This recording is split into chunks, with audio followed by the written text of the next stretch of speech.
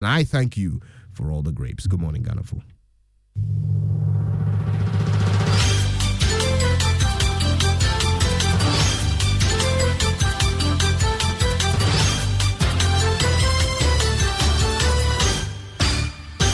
Hello, welcome to Joy News at 6.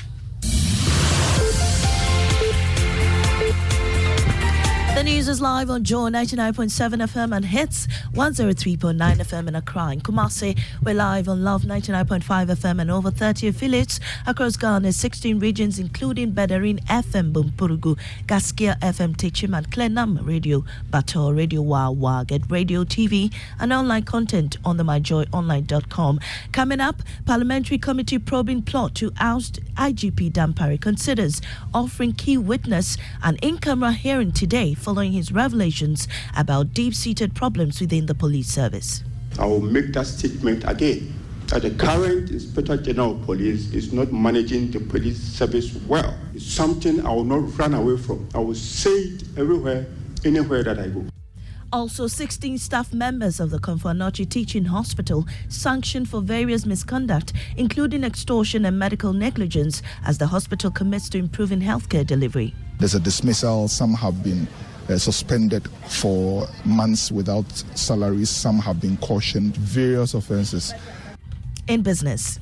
Cylinder recirculation model expected to take off today as National Petroleum Authority insists it will address safety concerns in the industry. Details on the Joy Business Report. And later, Eastern Regional Security Council opens full-scale investigations into last Tuesday's clashes that claimed at least 2 lives and 5 others sustaining gun wounds. We want each and every person to be aware that going forward, when we find any of such things with you will be arrested. We are not relaxing any of the rules within the jurisdiction. I am Amiesi Nyamiche Thompson. Thanks for choosing us. We'll be right back with details.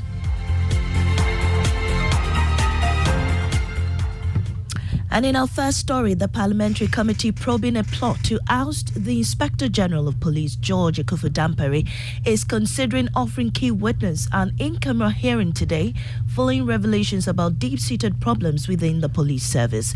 COP Alex Mensah, while confirming his voice in the leaked audio, insists the current IGP is mismanaging the police service. My colleague Samuel Imbura recaps yesterday's hearing. The embattled Commissioner of Police, Alex Mensah, did not mince words. In his submission before the committee, he confirms dealing with Daniel Bugri Nabu, but doubts the authenticity of the leaked tape. Because the audio which I've just listened is an edited one, there's a likelihood that somebody can fake my voice. But I can't confirm because I don't have that technical thing to confirm it. COP Alex Mensah has also taken on his boss, the IGP, Akuffo-Dampare, for mismanaging the Ghana Police Service. Honorable Chair, I will not deny that fact today, tomorrow, or the next day. I will make that statement again, that the current Inspector General of Police is not managing the police service well. It's something I will not run away from. I will say it everywhere, anywhere that I go. He revealed that majority of the police officers are currently disgruntled, which has the potential of affecting the political fortunes of the MPP, a reason he's unhappy about his administration. Mr. Alex Mensah has therefore expressed willingness to open up on the rot in the Ghana Police Service, but on condition of an in-camera hearing. Chairman of the committee investigating the leaked tape, Atachia, said they may consider doing so due to the sensitive nature of the information. Some testimonies and pieces of evidence might have national security implications, and therefore in-camera hearing is one of the ways to, address a problem. Former CID boss DCOP Bright Odro says the allegations made by COP Mensah must be probed further. Why won't we look into these things? Because for the better of the police service and for the better of Ghana as a whole. We have a committee from Parliament that is looking into the tape. A committee can be set up by the President, or an inquiry can be set up to look into the concerns that have been. There are several officers that can be talked to. I'm saying that we shouldn't bribe these things, right? Meanwhile, security analyst Professor Emmanuel Kwesiening is of the view that there is a deliberate attempt to undermine the current IGP, which should not be tolerated. Such a senior officer who knows the complaint channels within the police service, not to have used it and to have used political channels. And that demonstrates in no uncertain terms from where I sit that first, he doesn't mean well for the service. Special Prosecutor Kissie Jabin says he's unfazed by the ruling of an Accra High Court ordering his office to return the property it seized from the matrimonial home of former Sanitation Minister. The OSP says the court's computation of time limitation is erroneous. Richard Kojunyako has more on the following report. The court said the OSP acted in excess of jurisdiction when it did not satisfy the conditions precedent to warrant the seizure of the property of the former Sanitation Minister, Cecilia Abna-Dapaah. The court agreed with lawyers of Madam Dapaah that the OSP failed to confirm the seizure of the property within 7 days stipulated in the OSP's Act. The court further indicated that the OSP failed to justify any reasonable suspicion of the property of Madam Cecilia Dapaah being tainted by the act of the OSP. The court deems that what the OSP had done was to interfere with the property of Madam Dapaah, and that's in breach of the Constitution. The court further stated that the OSP acted on mere speculation, was reactionary to public sentiment, and acted without any legal authority. The OSP, in a statement released shortly after the court ruling, disagreed with the ruling. It is the belief of the Office of the Special Prosecutor that the court erred in the computation of the time limitation. The OSP says the freezing order was effectuated on the very firm basis of reasonable suspicion that the amount and bank balances were tainted property.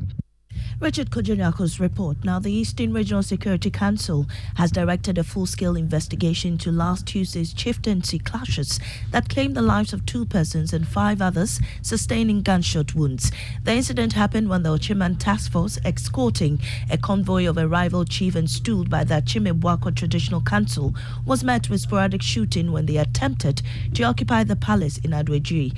Speaking to Joy News, Chairman of the Regional Security Council, Seth Kwame Champon, said they're treating the clashes as high crime. The highest order of criminality, and the Regional Security Council measures this happening in that state. It is a criminal activity, and we are instigating a full-scale investigation into this matter. Subsequent to that, we are directing members of the municipality in particular and averting them to 2 major enactments of our land within the Public Order Act and NRCD 9 Arms and Ammunition Act 1972. Now, 16 staff members of the Akuffo-Dampare Teaching Hospital have been sanctioned for various breaches of the hospital's disciplinary codes, including extortion and medical negligence. The move, according to the hospital, is to instill discipline. Emmanuel Bright-Kweku has more. The management of CATH implemented practical measures to improve patients' experience at the hospital. The hospital conducted a combination of interventions, including improved staff output and enforcement of discipline, which saw the dismissal of some staff. The hospital says the sanctions have resulted in better healthcare delivery to patients during the period under review. Chief Executive of CATH, Professor George Alex Mensah, was speaking at the hospital's mid-year review meeting. One thing we have not toyed with is discipline in the hospital. And like I indicated, about 16 staff have been sanctioned. There's a dismissal. Some have been suspended for months without salaries. Some have been cautioned. Various offenses. Sometimes extortion has come up a couple of times, and many others. Negligence of duty, I can't remember off the top of my head, but I think that there are a couple of cases like that are being investigated. The minority in Parliament has reiterated its calls for the resignation of the Governor of the Bank of Ghana and his 2 deputies. Speaking at an Arise Ghana Public Forum on the theme, The Collapse of Bank of Ghana, a classic case of reckless leadership, at the UPSA Auditorium, Minority Leader Dr. Cassiel Atufosin said the BOG through its actions has negatively impacted the livelihood of many and pushed about 850,000 Ghanaians into poverty in the year 2022 alone. The Akuffo-Dampare's government has admitted in the paragraph 2 of the Memorandum of Economic and Financial Policy sent to the IMF that the illegal printing of money by the Bank of Ghana, which was supervised by the Economic Mismanagement Team, chaired by our Vice President Alhaji Dr. Bawumia, caused the hyperinflation of 54.1% in the year 2021. This is in the paragraph 2 of the MEFP that they themselves signed by the governor and the finance minister and submitted to the IMF. Meanwhile, the minority is lacing its boots to protest against the Bank of Ghana on Tuesday, September 5th. Now, Boko Central MP Mahama Yarga says the real reason the minority MPs and the NDC are protesting is to prevent a coup. The real reason why we are marching is to prevent the coup. That's the real reason why we are going to march. Because it is when you and I fail to offer leadership and challenge corruption, abuse, malfeasance in public office, it is when we fail that the soldiers will decide to fill the space. And that is why whatever the police will do, we will march to send a signal to the soldiers that they can rely on us to fix the system. You heard Boko Central MP Mahama Yarga ending the bulletin. In our top story, Parliamentary Committee probing plot to oust IGP Dampare considers offering key witness an in-camera hearing today following his revelations about deep-seated problems within the service. I am Amisi Nyamche Thompson. Business is next on the Super Morning Show.